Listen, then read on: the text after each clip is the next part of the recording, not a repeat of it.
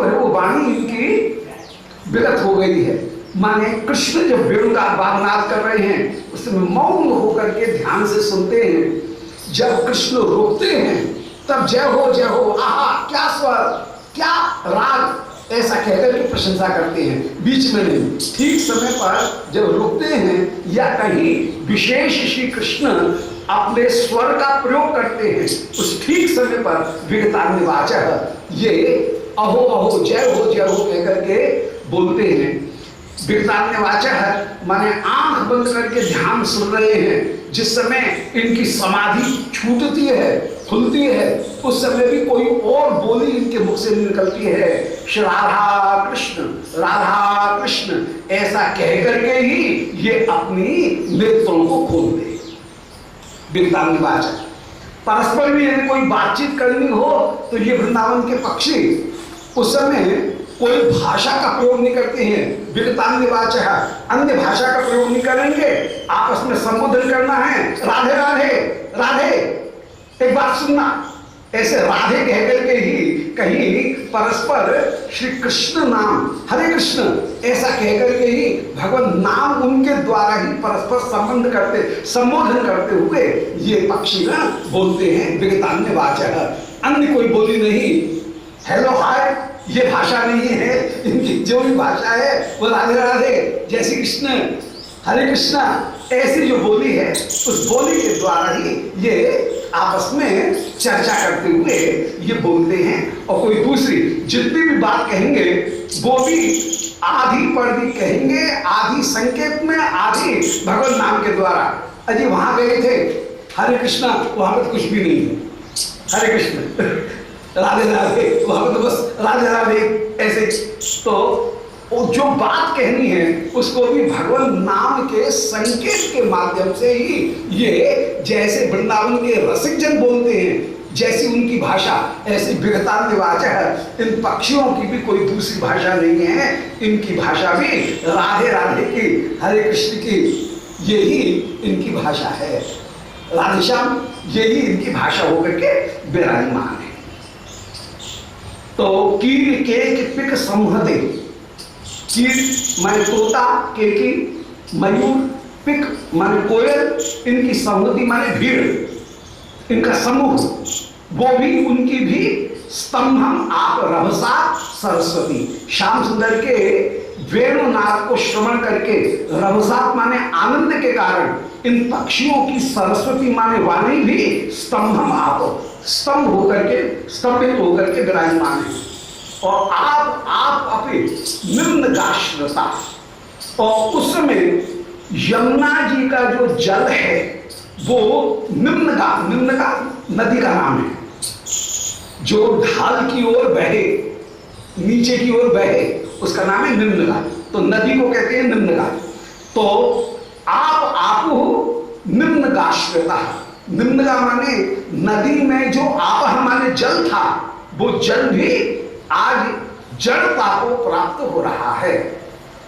और उसको देख करके सारी गोपिकागण वेणु को कहीं दोष देती हुई कह रही हैं, बोले अली सखी पहले एक राजा हुआ उसका नाम था बेन, उसने घोषणा कर दी कि न यष्टव्यम न दातव्यम न होतव्यम द्विजाक्वचित, कोई यज्ञ मत करो, दान मत करो, हवन मत करो। मालूम होता है वो बेन एव समभूत वेणुम जो बलात् बदते धर्मम अधर्मम, वो वेणु ही इस समय वेणु बन करके, बेन ही इस समय वेणु बन करके उत्पन्न हुआ है। बोले वो तो बेन था, ये बेनू है, इसमें तो ऊ की मात्रा लग रही है। बोले ऊ की मात्रा इसलिए ओढ़नी है कि जो व्यक्ति बदनाम हो जाता है वो अपना मुंह यो तो दिखा नहीं सकता है, वो मुंह ढांक करके आता है, नाम बदल करके आता है। तो बेन बहुत बदनाम हो गया था, इसलिए उस बेन ने ही उकार की ओढ़नी ओढ़ ली है और ऊ की ओढ़नी ओढ़ करके अपना नाम बदल करके, वेश बदल करके, मुंह छिपा करके वो विराजमान हो रहा है। तो जैसे उस बेन ने धर्म को अधर्म कर दिया, ऐसे ही ये वेणु भी धर्म को अधर्म करती हुई विराजमान हो रही है।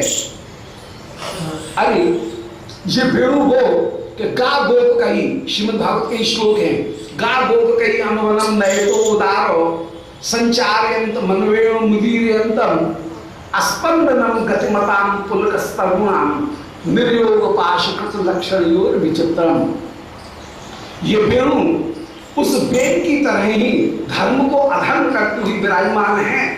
इस वेणु की ऐसी ढिठाई है कि इसने जड़ को कर दिया है चेतन, चेतन को कर दिया है जड़। हम जो चेतन हैं वो इस वेणुनाद को सुनकर के जड़ हो जाती हैं। जिस समय वेणु की मधुरमा को सर्वत्र सर्वत्र चर्चा में सुनती हैं, हम विचार करती हैं कि जिसका वेणुनाद इतना सुंदर है वो वैणविक कितना सुंदर होगा, वो वेणु बजाने वाला कितना सुंदर होगा। और ये विचार करके हम जब उस वेणु बजाने वाले का दर्शन करने के लिए जल भरने के बहाने यमुना के पनघट पर जाती हैं, वहां पर हमारी सखी कहती है कि तरले नकुर विलंबम कुंभम संभृत्य मंदिरम याही। बोले अरे चंचले देर मत कर, जल्दी से अपना घड़ा भर करके घर को लौट जाओ। हम कहती हैं क्यों सखी, यहां पर कोई भय है क्या? बोले हाँ, यावन मोहन मंत्रम नईरेत मोहनो वंशी। बोले एक मोहन यहाँ पर ऐसी वंशी में ऐसा मोहन मंत्र पढ़ता है, जब वो मोहन मंत्र तेरे कान में पड़ गया तो तू घर द्वार के काम की नहीं रहेगी। इसलिए तरले नकुर विलंबम कुंभम समृत्य मंदिरम याही, जल्दी से अपना घड़ा भर के वो वंशी बजे उसके पहले ही अपने घर को लौट जा। हम तो कहें कि अरे हम कोई ऐसी वैसी हैं क्या, हम तो पतिव्रताओं में धैर्य धारणी पुरस्त्रियों में मुकुटमणि होकर के विराजमान, हम तो अवश्य ही उसका दर्शन करेंगे। वो वेणु बजाने वाला कौन है? हम हट करके जिस समय वहां विराजमान हो जाती हैं उस समय श्याम सुंदर का वेणुनाद श्रवण करती हैं। उस समय सखी क्या बताएं, कहाँ हमारा ओढ़ना जा रहा है, कहाँ हमारा जल बहता हुआ घड़ा जल में बह रहा है, कहाँ हम विराजमान हैं, हमें कुछ होश नहीं है। जब वेणुनाद सुन करके हम चित्रलिखी सी इकट्ठी हो उस रूप माधुर्य का दर्शन करके जब वेणुनाद बंद होता है उस समय न जाने हमारे चरण कैसे अभ्यास के कारण अपने घर आ जाते हैं। अभ्यास के कारण हम जब रसोई करती हुई विराजमान होती हैं हमारी रसोई पूरी नहीं होती, क्योंकि हम जड़ अवस्था को प्राप्त हो जाती हैं, जड़ रहती हैं। जब दूसरे दिन प्यारे मिलते हैं उस समय उड़ाना देती हुई प्यारे से ये कहती हैं कि मधुर रंधन समय मापुर मुरली महो मधुरम। बोले प्यारे सब समय बंशी बजाया करो, परंतु जब हम रसोई कर रही हो उस समय बंशी मत बजाया करो। बोले क्यों? बोले नीरसमिन्हन रसताम कृषाम रपि कृष्णतनुताम।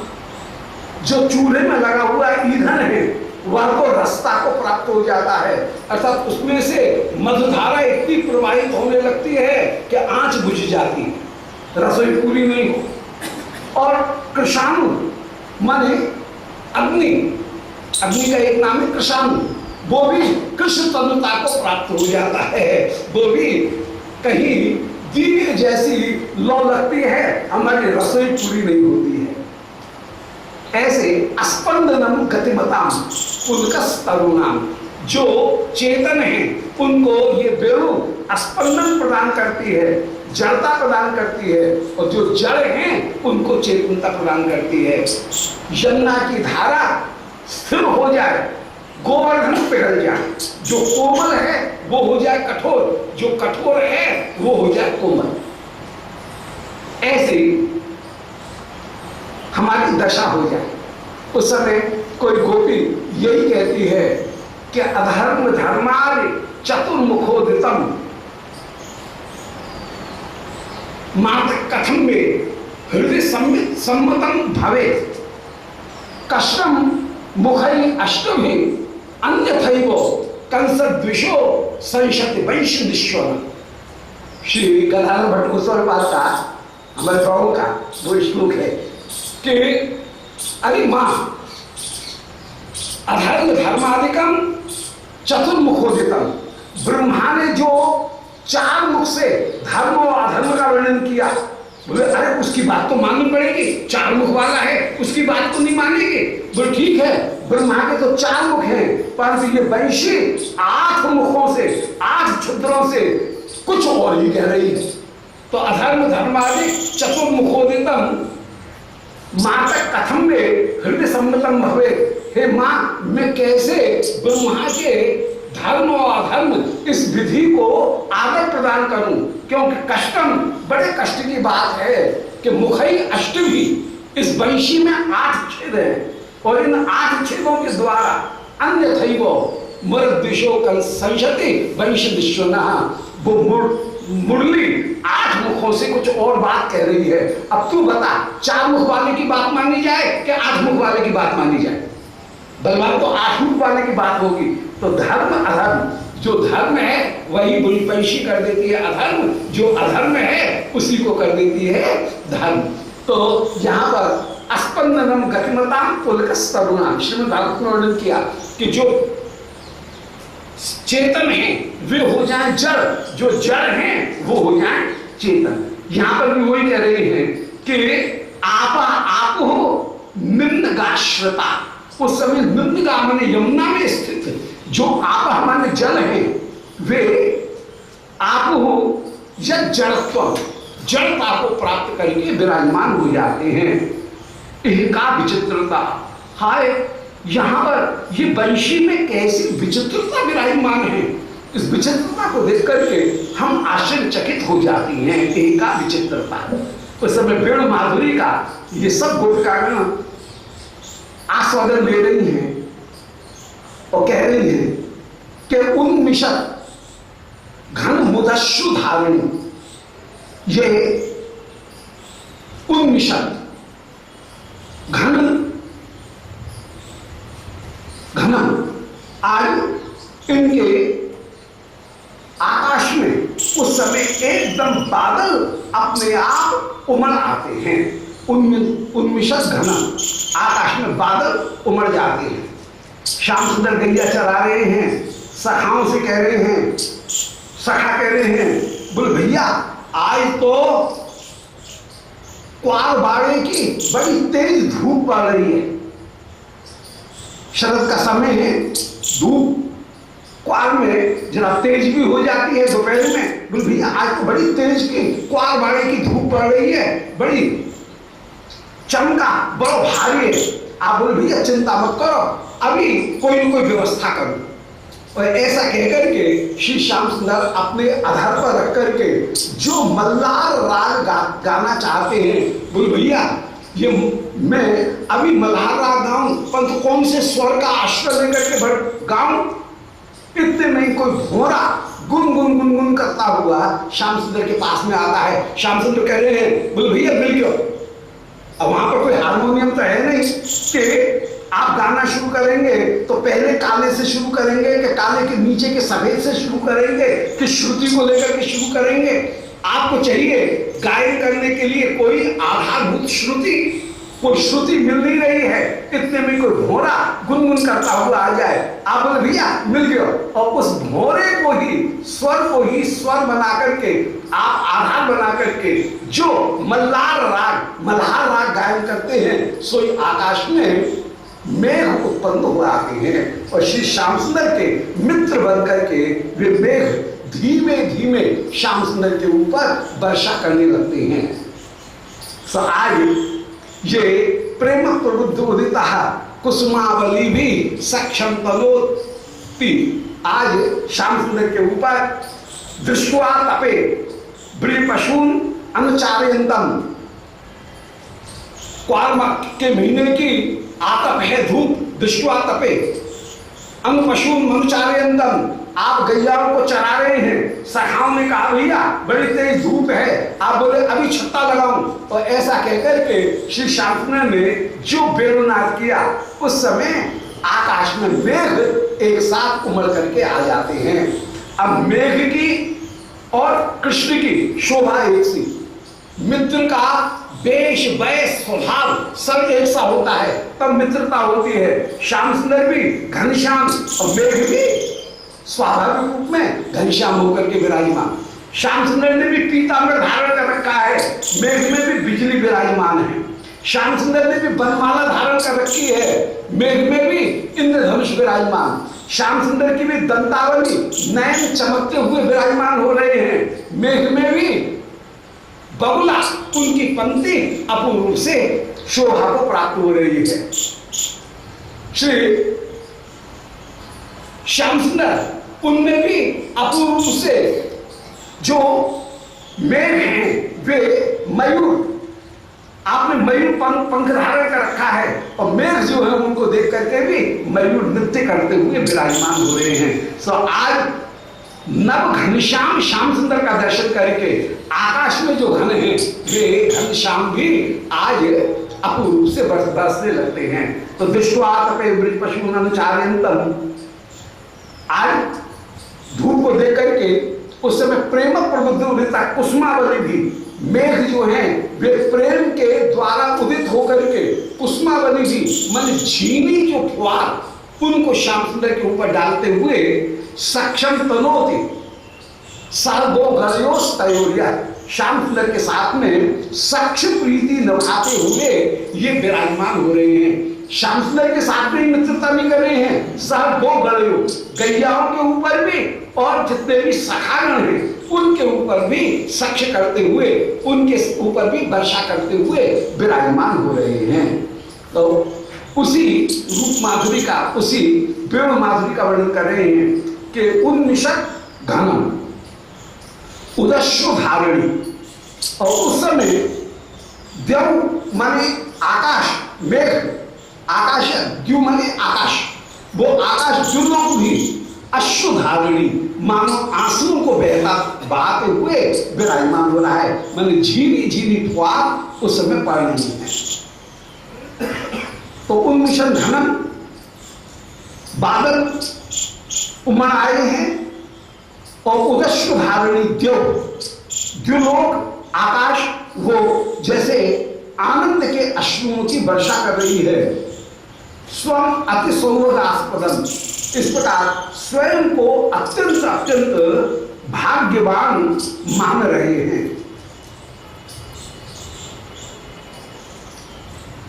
और स्वयं सौभाग्यास्पदम साधु आमंत्रित, और उस समय ये मेघ, ये आकाश और ये वायु, ये तीनों के तीनों अपने आप को परम सौभाग्यशाली मान रहे हैं। सौभाग्यशाली क्यों मान रहे हैं कि आहा, आज हम श्री प्रभु की सेवा करने का सुअवसर प्राप्त कर रहे हैं, ऐसा मानते हुए स्व माने अपने आप को सौभाग्यास्पद साधु आमंत्रित, इन्होंने अपने आप को सौभाग्यास्पद शुभ रूप में माना।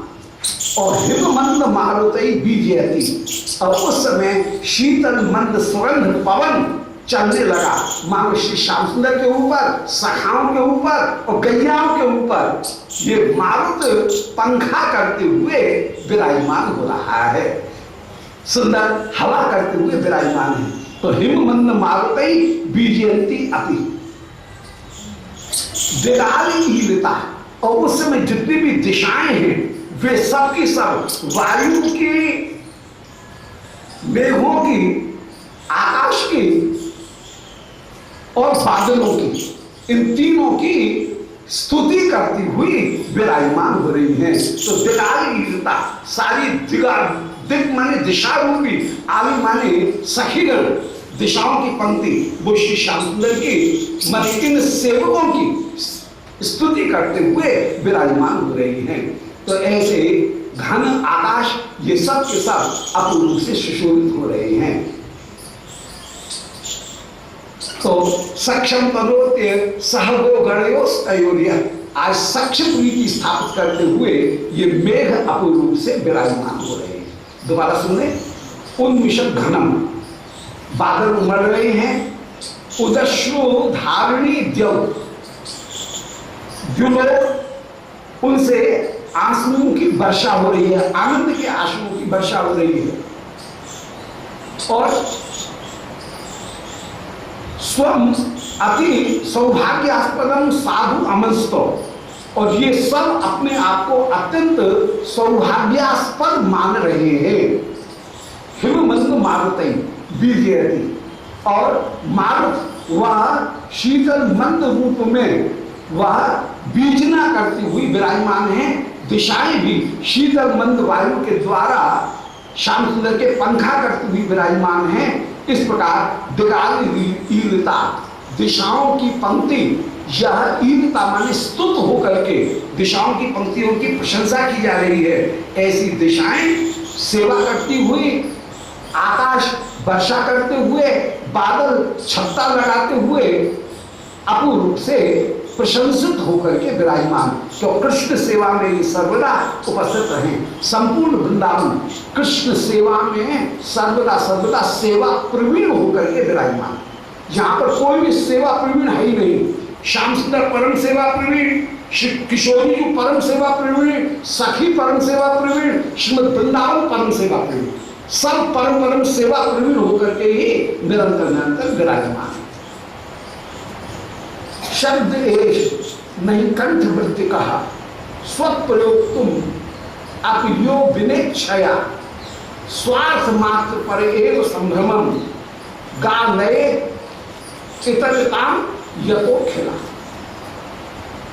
अब शब्द एश नहीं कंठ वृत्ति कहा, श्री वेणुनाथ उनकी इच्छा के बिना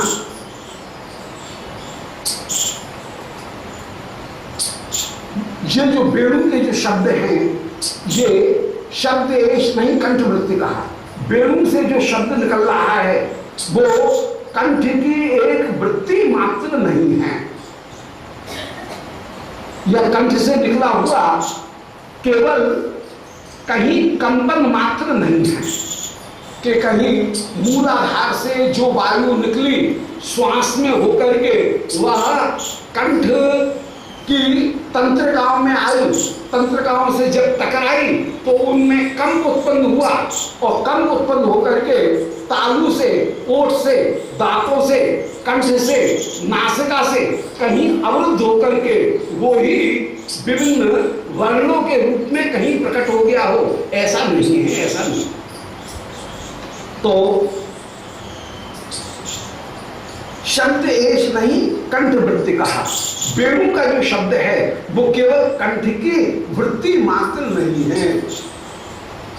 स्वप्रयोग तो अपियो विनेक्षया, यह केवल कंठ मात्र नहीं है बल्कि यह वेणु अपने आप में ही इतनी समर्थ है कि स्वप्रयोग तो अपियो विनाक्षया, ये शब्द अपने स्वामी की प्रयोक्ता की इच्छा के बिना मात्र से ही स्वार्थ मात्र पर एक संभ्रम, यह अपने स्वर को कहीं प्रकट कर देता है, अपने अर्थ को प्रकट कर देता है। तो ये वेणुनाथ बालक की इच्छा के बिना भी अपने अर्थ को प्रकट कर देने वाला है। कई बार ऐसा होता है कि श्याम सुंदर अपनी बंशी को हवा के मुख में जला सा करते हैं और इतने में बंशी पर बज उठती है। ये वेणु बंशी चोरी लीला में इस लीला का वर्णन किया। श्री किशोरी जो उनने श्याम सुंदर की बंशी चुरा ली। मध्यान्ह लीला में श्री कुसुम सरोवर पर किशोरी जी पुष्प चयन कर रही हैं, श्याम सुंदर आ गए, अरे कोए कोए हमारे फूलन को हमारे बगीचा में तो कौन चुरा रहे हो। और उस समय श्री किशोरी जो ललिता जी कह रही हैं कोए कौन, हमें हम अपने बगीचा से फूल ले रही हैं, तुम हमको रोकने वाले कौन हो। और उस समय श्री श्याम सुंदर हट करके बैठे हैं, बोलना हमारी बिना आज्ञा के तुमने हमारे फूलों को कैसे चुराया, हमको दो। और श्री श्याम सुंदर उस समय जैसे फूलों को रोकना चाहते हैं, श्याम सुंदर ने जो फूल प्रदान किए प्रिया जी के सामने, ललिता जी के सामने, जब वे पराजित हो जाएं तो श्री श्याम सुंदर अपने हाथ के फूलों को, हाथ में जो फूल रखे हैं उनको प्रिया की झोली में ही जो डाल रहे हैं। अब अंगूठे और तर्जनी के बीच में लगी हुई है बंशी, तो जैसे ही पुष्प डाले ऐसे ही कहीं हाथ में जो बंशी अटकी हुई थी वो बंशी भी फूलों के साथ किशोरी जी की झोली में गिर गई। और जैसे ही झोली में गिरी, इतनी चतुर शिरोमणि है, उन्होंने पट लपक लिया बंशी को, और बंशी को लपक करके और उस बंशी को पीछे खड़ी हुई श्री रूप मंजरी उनको प्रदान कर दिया है। श्री रूप ललिता जी को प्रदान कर दिया। ललिता जी ने पीछे खड़ी हुई रूप मंजरी को वही बंशी दे दी। अब किशोरी जी के मुख के ऊपर कहीं हंसी है। अब श्याम सुंदर पहचान रहे हैं ये हंस क्यों रही हैं। श्याम सुंदर कह रहे हैं हमारी बंशी तुमने, बंशी कहाँ गई, बंशी कहाँ गई। बोले आपको बंशी की क्या जरूरत। बोले भाई हमको बंशी के द्वारा गैयाओं को बुलाने